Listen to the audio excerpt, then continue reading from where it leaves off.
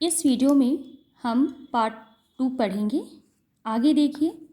इसके पहले वीडियो में हमने पढ़ा था कि कुंती राधा कृष्ण जी को चाय पीने का आग्रह करती है और राधा कृष्ण जी अपनी पत्नी के पीछे पीछे चाय पीने के लिए चले जाते हैं।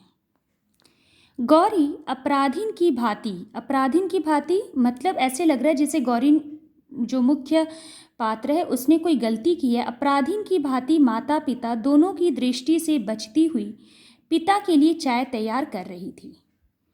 उसे ऐसा लग रहा था कि पिता की सारी कठिनाइयों की जड़ वही है। न वह होती न पिता को विवाह की चिंता में इस प्रकार स्थान स्थान घूमना पड़ता। वह मुंह खोलकर किसी प्रकार कह दे कि उसके विवाह के लिए इतनी अधिक परेशानी उठाने की आवश्यकता नहीं है। माता पिता चाहे जिसके साथ उसकी शादी करे वह सुखी रहेगी, न करे तो भी वह सुखी है। जब विवाह के लिए उसे ज़रा भी चिंता नहीं तब माता पिता इतने परेशान क्यों रहते हैं। गौरी यही नहीं समझ पाती थी। कभी कभी वह सोचती, क्या मैं माता पिता को इतनी भारी हो गई हूँ। रात दिन सिवा मेरे विवाह के उन्हें और कोई कुछ सूझता ही नहीं। तब आत्मग्लानि और क्षोभ से गौरी का रोम रोम व्यथित हो उठता। उसका जी चाहता कि धरती फटे और वह समा जाए, किंतु ऐसा कभी न हुआ। गौरी, वह गौरी जो पूनों के चांद की तरह बढ़ना भर जानती थी, घटने का जिसके पास कोई साधन न था। मतलब दिन पे दिन गौरी बड़ी होती जा रही थी, उम्र बढ़ती जा रही थी। उम्र आगे बढ़ता है, दिन आगे बढ़ता है बच्चों, वो पीछे लौट नहीं आता। तो वही बात कही गई है कि गौरी बड़ी होती जा रही थी, उम्र कम होने का नाम नहीं ले रहा था। राधा कृष्ण जी के लिए चिंता की सामग्री हो गई थी।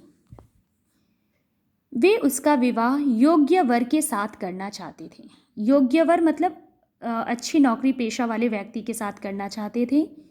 यही सबसे बड़ी कठिनाई थी। योग्य पात्र का मूल्य चुकाने लायक उनके पास यथेष्ट संपत्ति न थी।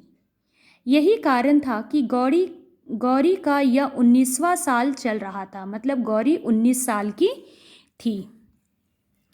फिर भी वे उसके हाथ पीले न कर सके थे। गौरी ही उसकी अकेली संतान थी। छुटपन से ही गौरी का बड़ा लाड़ प्यार हुआ था। प्राय उसकी उचित अनुचित सभी हठ पूरी हुआ करती थी। इसी कारण गौरी का स्वभाव निर्भीक, दृढ़ निश्चयी और हठीला था। वह एक बार जिस बात को सोच समझ कर कह दे, फिर उस बात से उसे कोई हटा न सकता था। पिता की परेशानियों को देखते हुए अनेक बार उसकी जी में आया कि वह पिता से साफ साफ पूछे कि आखिर वे उसके विवाह के लिए इतने चिंतित क्यों हैं।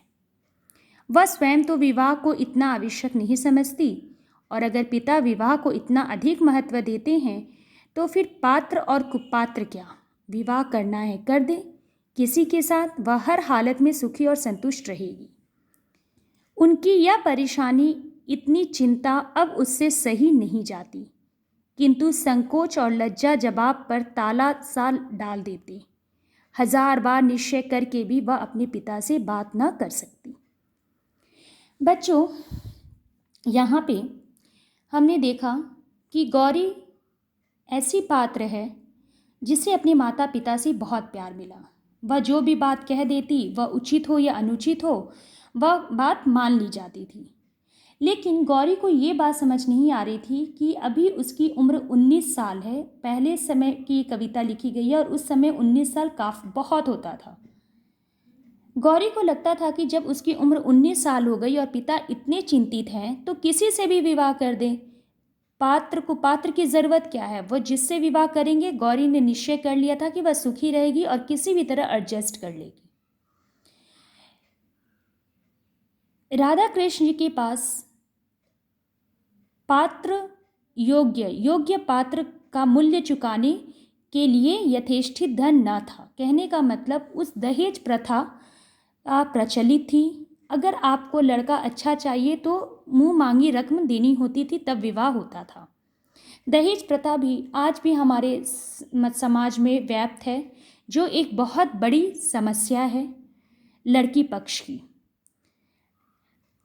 इतना धन नहीं था राधा कृष्ण के पास कि वह अच्छा वर ढूंढ पाएं, लेकिन फिर भी वह अपनी तरफ से कोशिश कर रहे थे, क्योंकि गौरी उनकी एकमात्र संतान थी। वह गौरी के साथ कोई भी ये चीज़ ऐसा नहीं करना चाहते थे या किसी ऐरे गैरे के साथ शादी नहीं करना चाहते थे जिससे उन्हें दुख हो। गौरी की सोच अपने माता पिता के विपरीत थी। उसका कहना था कि अगर मैं इतनी बोझ हूँ, मेरे माता पिता इतने चिंतित है कि दिन रात शादी की चिंता लगी रहती है, तो इससे बेहतर है कि योग्य अयोग्य की बात छोड़कर किसी भी लड़के के साथ मेरी शादी कर दे, और अगर ये भी करने को तैयार ना है तो मेरी शादी की चिंता छोड़ दे।